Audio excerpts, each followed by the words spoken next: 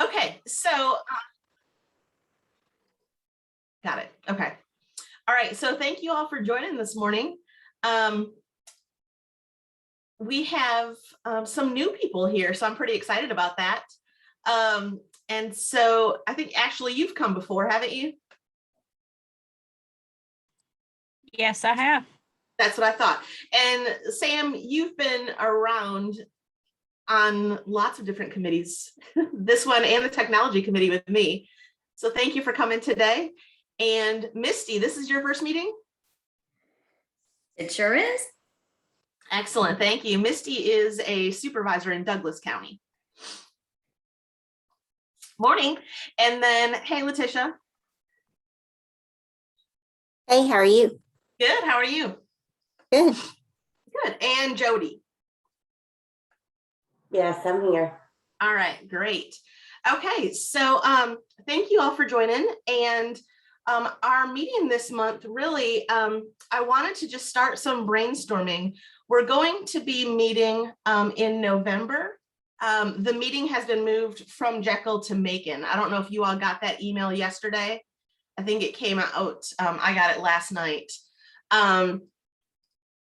There wasn't enough interest to make it financially feasible to go to Jekyll so quickly after Savannah. And so Susan and Rhonda are looking at places in Macon for us, which really is the central location. And the plan is on Monday, November the 8th, we will have a training on teleworking and telepresence, and then the board meeting in the afternoon. And then anybody that's not a committee member can be done. And committee members are asked to come back the next morning, and we're all going to come together as a large group.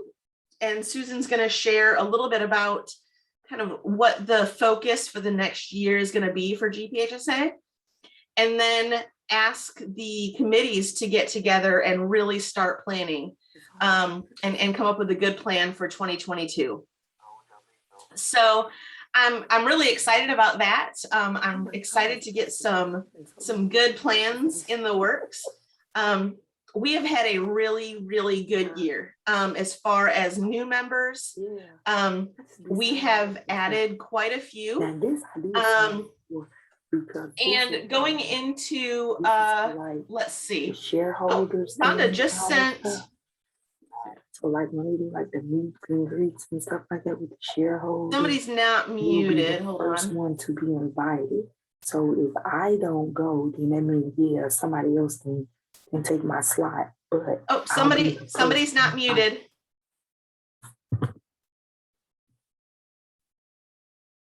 Okay, there we go.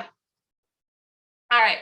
So again, we've had a really good year, and Rhonda just sent me the September numbers. So I'm trying to pull those up. My computer is working very slowly this morning, but we had a good number of members join in September. I can see at least 7 or 8 of them. I'm not sure if there's more, Rhonda. All of a sudden now my Outlook's not responding. So, and I know that back in, was it July or August, we had, goodness, 72 new members join. So it's been a, you know, what we've kind of planned, our efforts are working. I have been emailing out a welcome to all of the new DHS new hires, and been getting a lot of good feedback from those. So, oh goodness, we had a lot more. Let's see, we had 1, 2, 3, 4, 5, 6, 7, 8, 9, 10, 11 join in September. So 11 new members in September. What I would like is to send this list out, and if you guys wouldn't mind reaching out. We've done this in the past once or twice, but having staff, members of the membership committee reach out to the new members and invite them to, look at the list of committees and find one that's interesting to them, that they would be interested in just showing up and attending and seeing what it's about. And so after our call, I'm gonna send out this list. It looks like we've got some from North Metro and even one in the South. So that's really great. I know that we've talked a lot about growing our membership in the South District. So that's, I think, something that we definitely need to focus on. The other thing that I wanted to just kind of put in your head to start thinking about is membership value and how we keep our new members engaged or get them engaged right away. I know that Rhonda and Susan are working on a newsletter that will go out probably quarterly, and I think that's really important. But I've had a couple of new members reach out to me and say, hey, I joined and now I haven't heard anything. Am I not on the email list? And we want to make sure that we are engaging our new members as soon as possible and keeping them engaged. So I think, starting out with that welcome email is going to be huge. But then what else can we do? What else should we do? And then my addition to that is, what are our members looking for? What can we do to add value to the membership? And some of that falls to the education committee, but I think that we can also share our thoughts. And one of the topics, I had talked with Jennifer Brogdon about this a little bit, but we are getting a lot of newer staff that are joining right when they get hired on. And things that are interesting to them are interview skills. How do I set myself up for leadership? Preparing them professionally for a career with DHS. And so some of those ideas, whether it's we just have resources available or we tried the lunch and learns, which I think started out really great. And then participation just kind of fell off. But is there something else that we could do to really encourage and membership and then keep membership engaged? So with all that being said, I'm going to stop there for a second and just, I guess let's just brainstorm for a few minutes. Do any of you have ideas or thoughts that you've, you want to throw out now? And then we can also talk about this in November. And if you're not able to come, please email me beforehand and with any ideas, because we will definitely share those. So I'm going to stop and hear from you all. So what about the shirts? Are we gonna give shirts to new members or no? We have to put that on hold. I think the idea of giving shirts to new members is a fantastic idea. But that promise was made with no plans in place. We had no way to know who was getting shirts, how to get them to them, how to pay for them. It was, like I said, a great idea, but there was no logistics to kind of back it up. I think when we started, when the plan was when we started is that when you bought one, it paid for two.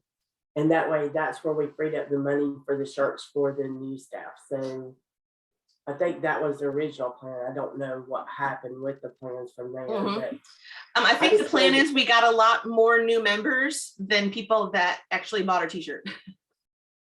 Okay. So there was never kind of a reserve of money to start with to get that going. And so now I have a good bit of t-shirts. I sorted through them at the office the other day. We need to order some more. And in looking at what we sold, and actually they were donations, we didn't sell them, but looking at the money that we raised at the conference with the t-shirt sales, both beforehand and at the conference, and what we paid out, we've got about $400 extra kind of just sitting there on top of the shirts that I still have. So that is a possibility. We just have to build up our reserve a little bit more before we can really say, yes, you get a shirt when you join, because we don't have that capability right now. I get that. I wish there was some way we could come up with some other way to raise money for it, because I think it was a big, especially the year before last, when we give them out if you joined it. We had so many people join that year because we give out shirts. Right. If you join. So I just know that it helped a lot. I don't know that it's needed anymore. I think just us talking to people is helping a lot, but I just didn't know, because, you know, I think we might have a few people that were promised shirts maybe that didn't get them. I don't know. We needed to really try to get to the bottom of that to make sure that everybody that was promised a shirt did get one. Right. And if you come across somebody that says they were promised a shirt and didn't get one, send it to me with their size and I'll see if we have some. If not, I know that I have a couple that I need to get to you, Jody, to order anyways. And so we can add them to that. Okay. I think Susan Cooper might know that answer better than me. So we'll Okay. ask her. I'll ask her. Okay. The other thing that we had talked about, at least for, you know, maybe for 2022, is shifting away from a free t-shirt. When we get new members, we send them a welcome packet, a welcome letter, something like that, and do some kind of a GPHSA decal, like a high quality sticker. People like to put stickers on their laptops and their water bottles and that type of thing. And that's a little something that we can easily get to them in an envelope for the cost of a stamp. And it would also, you know, raise awareness by them just by having that on their water bottle or on their laptop. So that was an idea that we had thought of. I don't know if anybody else has other ideas. I would love to have something. One thing that we do have, we have a ton of koozies left over. And we have some stress balls left over and some of the conference bags left over. We purposefully ordered more than we needed for the conference because we want to look for places that we can set up and raise awareness. And so I'm working right now trying to get a table at the OCA conference next month at the Avalon, where we could have a display and encourage new members there. But that's another option, is if you are aware of, and I know we aren't doing a lot of face-to-face things right now, but if you are aware of an event that GPHSA could come to recruit, we have the giveaways to come with. You are fine. I'm just glad that I got a background. I got that right. Thank you, Denise. Oh, I think somebody's not on mute again. Does anybody have any other ideas, especially reaching out into 2022, kind of what a recruitment plan, what types of things we should work on into the next year to really continue to grow, but then also engage our new members? I just want to say I love that idea. I don't think it's necessarily that it needed to be a shirt all these years, but I just think something always gets people's attention. You know, free stuff is always something people are after. So I love the idea of just doing a sticker or maybe a bag, you know, anything that says, you know, and it could have like brochures and stuff like that in there, or a pamphlet about the newsletter, you know, the first newsletter or whatever. I love that idea. That's great. I don't think we ever thought it had to be t-shirts. It was just something that come into our heads. I want to say Jekyll, what, 2 years ago or 3 years ago. So I love that. And I'm assuming that the counties who have supportive boards who would be willing to purchase the t-shirts for the new members can still do so, correct? That is still an option? Yes, absolutely. Okay, all right. And then I think it's just important to just continue the message around the different types of committees that we have and make sure that that is included with any kind of welcome letter. I love the idea of that welcome packet that we can put together and mail out and send to them and include an updated list of all the committee chairs and the purpose and maybe when they meet. Yes, and actually that information is going in the newsletter because we Right. are not all aware of when all the committees are meeting. Yes. So that yes. information is coming out in this first newsletter, which I'm really excited about. And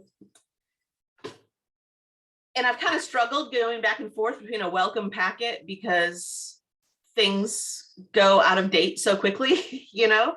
But one thing we have had luck with is sending like a postcard with a link to the website or a link to a QR code that has a welcome packet that we can have as part of the website. So that's something that we can definitely do. You know, even just send them a 4x6 or 5x7 card with a decal with a code to get back to the website for a welcome packet. Good morning, y'all. I'm sorry. What I was gonna say is, I don't know how creative everybody else is, but what I was thinking, you know, opposed to like a lot of financial purchasing of everything, maybe we could all get together and put our creative skills together and just create some welcome packages, if not, but just for the people that's in our local area or our surrounding areas that we can actually get to.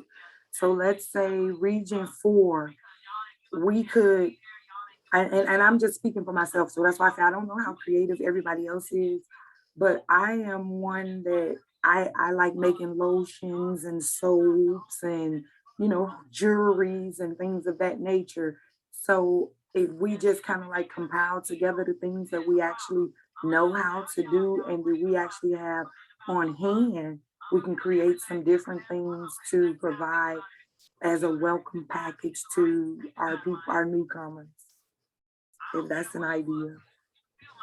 Yeah, I think that's a good idea. And I also think, you know, my hope is eventually to get one person from each DFACS region on the membership committee, so that when we say we have new members in Region 1, I can give that list to Sam and she can work with her people in Region 1 on what they might like to do for their new members.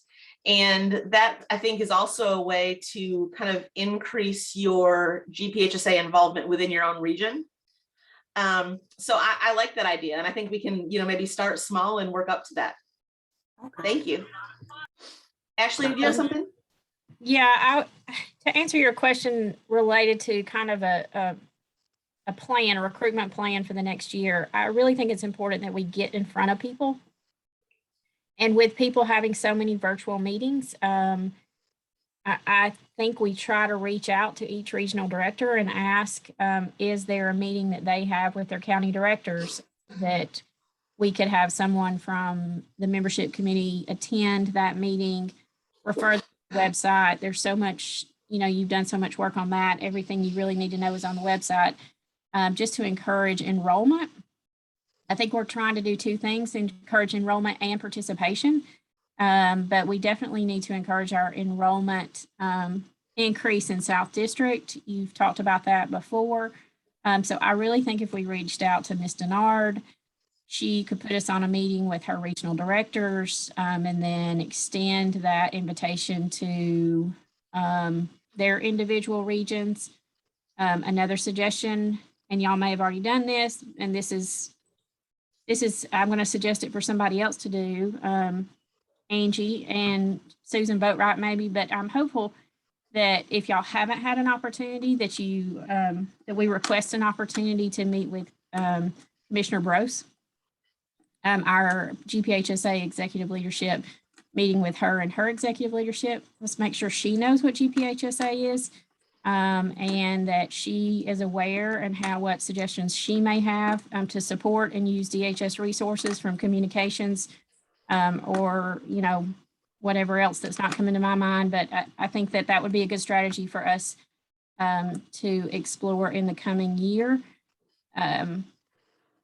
I think that's it. Oh, and the last thing is I really am hopeful as our membership continues to grow that our committees will become full. And I kind of think that that may be a strategy that we may want to look at over the next year is committees are full when they get to a certain number of people. We don't really need committees of 50 or 60 people. And being a committee member is a privilege and a responsibility. It's not just to me, it should come with some expectations of attendance and participation in meetings. And that doesn't mean you have to attend every, like Macon in the fall and Savannah, but monthly, I would assume each committee, some sort of contact, planning, involvement. So I'm hopeful that committees have both some responsibilities to them, and that in the future that we set a limit, and that it's a privilege. And it does come with certain opportunities, such as you get an extra day or two at GPHSA and in Savannah, you're first at attending other meetings, in person trainings, those kinds of things. So there are some, I would call them privileges, but those come with responsibilities. And if we have people who join a committee, but yet don't have some kind of minimal involvement activity, then they kind of need to be released and give that opportunity to somebody else.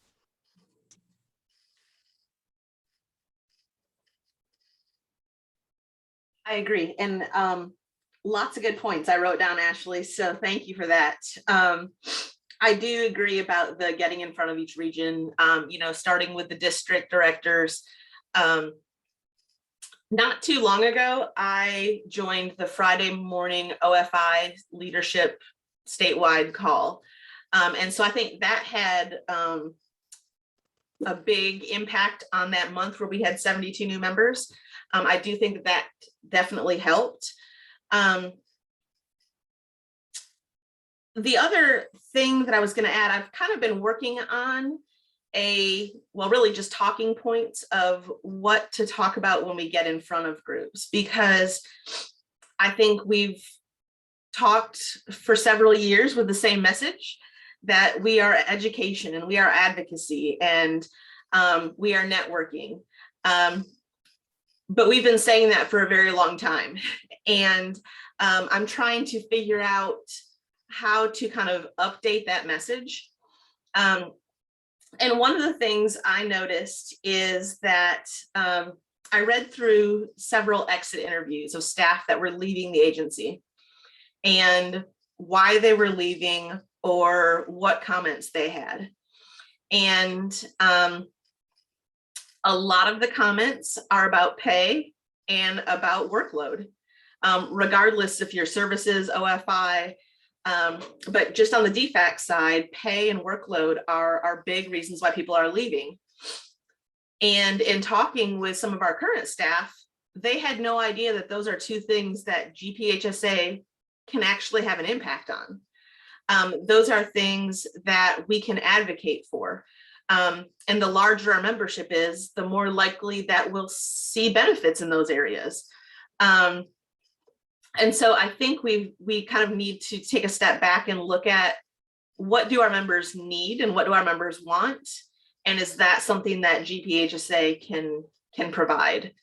So I talked a little bit at the beginning about preparing for interviews or preparing for leadership, building your career. But some of those other things, like I said, pay and hiring and that type of thing, we do with an increased membership have a way to impact that. And I think staff are feeling very incapable of having any impact on that. And so in our region, with those that I've talked to, I've really been pushing that this is a way that we actually, it might seem like it's out of our circle of influence, but really we have opportunities to impact that. And so to kind of get you all thinking, actually just said, yes, a list of talking points. If you all would make a note to, over the next week or two, send me some talking points. What your GPHSA elevator speech when somebody asks about GPHSA. And we can put some of those together to really give us a uniform kind of elevator speech about GPHSA that's maybe updated a little bit from the initial education and advocacy and networking.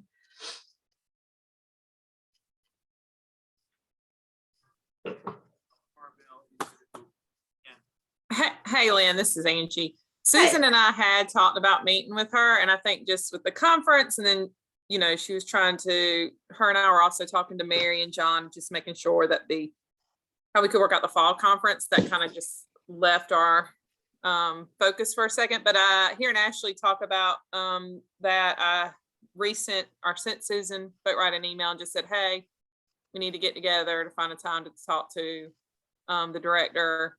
And, you know, I think when we first started talking about it, she was just our interim. And now she's over DHS, which GPHSA really encompasses all of DHS. So that makes it even more imperative to get with her. So I followed up with Susan Boatwright about that. So hopefully we'll work towards that soon. Excellent. Yeah, with her being over all of DHS, that opens up more avenues to Department of Aging and child support, where we're really, I mean, obviously lacking in members. So that would be a great opportunity.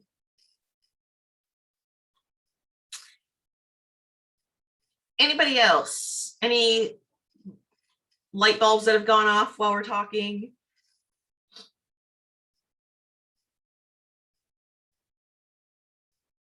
No, I like the idea of talking points. I know that that's one of the things that when new folks in my office come and ask, well, what has GPHSA done? I think it's important to talk about how we have helped in the past with some of the passing of the bills and the legislative. And I think the main one that people didn't know about was the protection of case managers, where they are now protected and they can't have, arrest warrants taken out in magistrate court. Like a lot of people didn't know that. And then they're shocked when that's something that we've been able to do in GPHSA. And I think the other thing is we have a lot of new folks that started since 2017, and they don't realize that the pay used to be $27,000 for a case manager. And because of GPHSA's advocacy, it's now at $35,000. So while we still have a ways to go, it did increase $8,000. And a lot of people don't know that because we don't talk about what the pay used to be. We only talk about where we are now and where we need to go. So I think it's important to highlight some of the historical piece of what has been accomplished.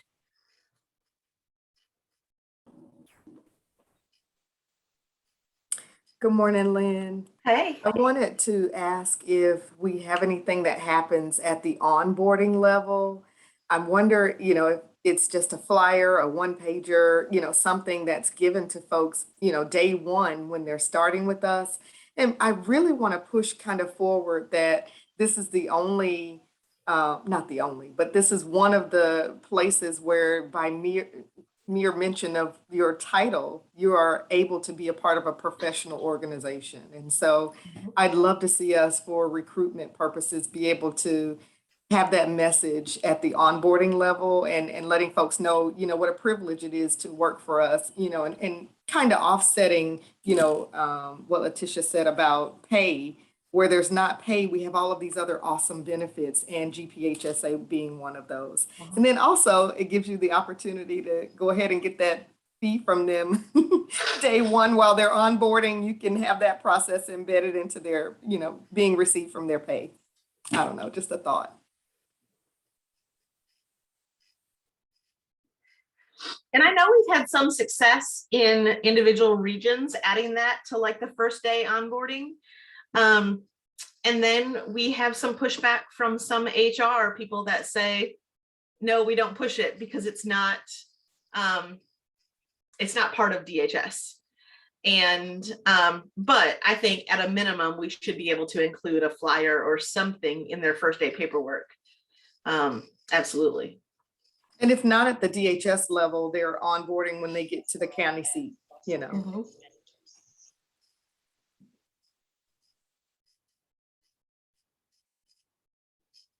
would also recommend if we need any voice overs, Miss Wells has an amazing voice. I could sit and listen to you all day. Your voice is so peaceful and calming. So if we need a voice for something, Lynn, I make a nomination there. Well, we did write a script for one of those whiteboard videos. And I'm sure that, Denise, if you would like to do the female voice, we can work with Lawrence Nelson on that. He started on it, and we haven't seen the end product yet. But absolutely. Well, Lynn, you can always call me. I'm writing down Denise voiceover.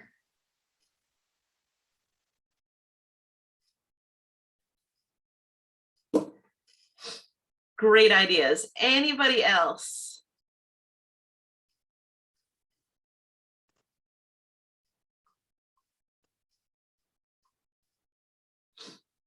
I'm looking at the chat just to make sure I don't miss anything. And Misty, yes, road shows. We don't know what the future of road shows are right now. We were next up for one in Region 3. And it was supposed to be August, and then it was October, and now we don't know. But I think that is a great opportunity. I think that's a great place at one of the staff events for us to have information. So definitely we'll keep that on the list, because that is a great opportunity. And I think that's how y'all got me. Have we ever thought about doing like some kind of virtual orientation for new people that join? Maybe once a month or a quarter? Now that we're doing so much virtually? I haven't thought of that.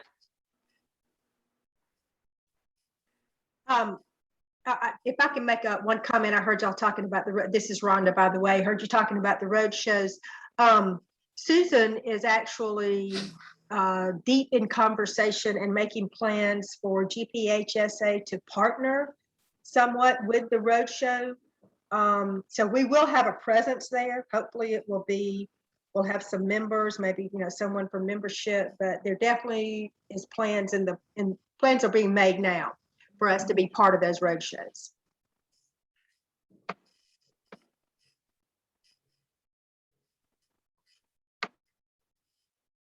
And is there still a way to get an updated membership list for each region? Is that something we can still get? Yes, I can send that.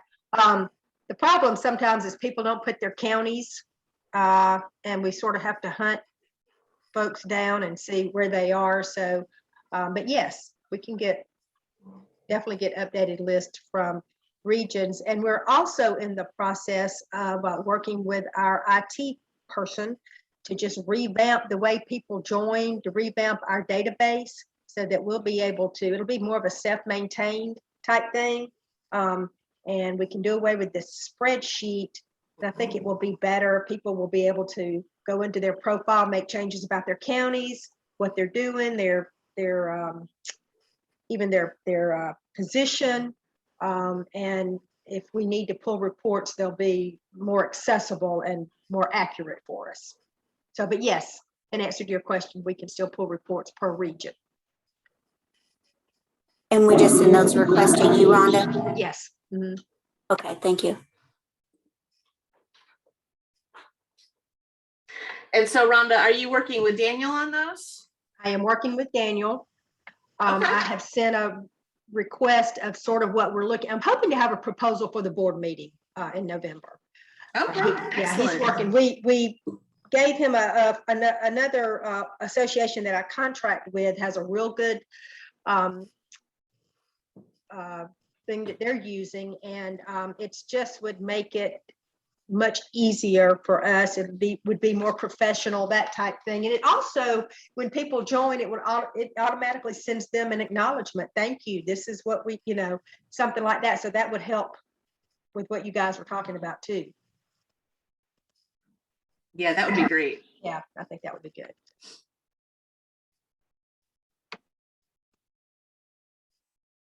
Okay, so this has been, I have a list of ideas, and so this is really great to get us thinking. I hope that you all are able to join us at the November meeting. If you are not, I think we'll be able to have some type of virtual interaction if by chance you're not able to attend. But I would just ask, between now and the next couple of weeks, a couple of things that we talked about. Send me any talking points. If somebody asks you, what does GPHSA do? What are the first 2 or 3 things that you list off? And I can work on kind of combining those and putting together talking points for the whole group.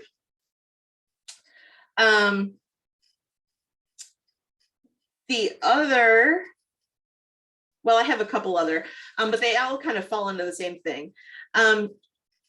I would like also just some brainstorming on what you all would think would be good to include in a welcome packet or in a welcome message. What type of information do they need? What would that look like, aside from what's on the website? And then any additional recruitment ideas? I think we've got a bunch here that I think we can easily work into a plan for 2022. And I would love to be able to start out the year with at least a plan for the first 6 months, to see kind of what we can do and really get on the books and focus on this. So aside from that, is there anything else that I'm forgetting or anything else that's popped in your head while we've been on the call? I just had a thought. Something else that we need to probably discuss by November sometime is I noticed in Savannah a few things like time-wise changed and stuff. So we need to figure out a way, and maybe this is a different committee's job to do, but how do we let people know? Because I feel like maybe the ice cream, I don't think it was the ice cream thing. I don't remember what it was, but something got changed. The time got changed. And I felt like the midnight snack maybe. And I felt like, and I feel like people always walk around confused about where they need to be or what they need to do. So is that something our community should work on, or is that like a technology issue? Well, and I think that the time didn't actually get changed on that, Jody, that they had it ready earlier and somebody saw that it was ready and went out and told people it was ready and they went in earlier. Yeah. Okay. I just know that people always seem to be walking around confused about where they need to be. So I think that's, and maybe we just need to wait till November to talk about that, but something to be thinking about, I think. I think that's also a good thing for the conference planning committee, which a lot of us are on. But I took a lot of notes on what went really well and what we missed on the registration process this past year, so that we can improve on it next year. So keep those notes, keep those ideas, and when the time comes, especially for conference planning, I think it's more frequently an issue for the annual conference probably than the smaller quarterly meetings and trainings, but Yes. A good point either way. So keep those are the kind of things that we want to keep on a list to talk about it at our next meeting.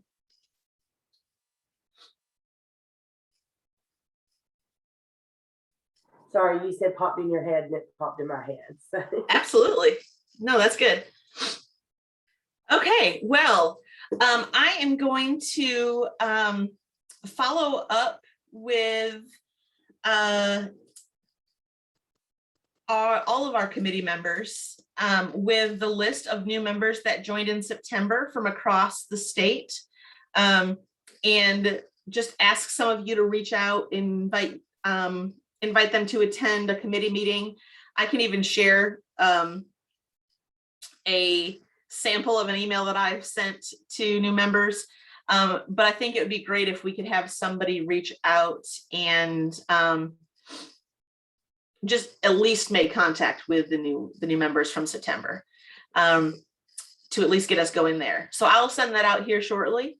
And if, like I said, if anything else pops up, please email me, lynn.green@dhs.ga.gov. And I hope to see a lot of you at the November training. Thank you all. Thank you. Thanks, Lynn. Bye, guys. Thanks. See you later. Bye.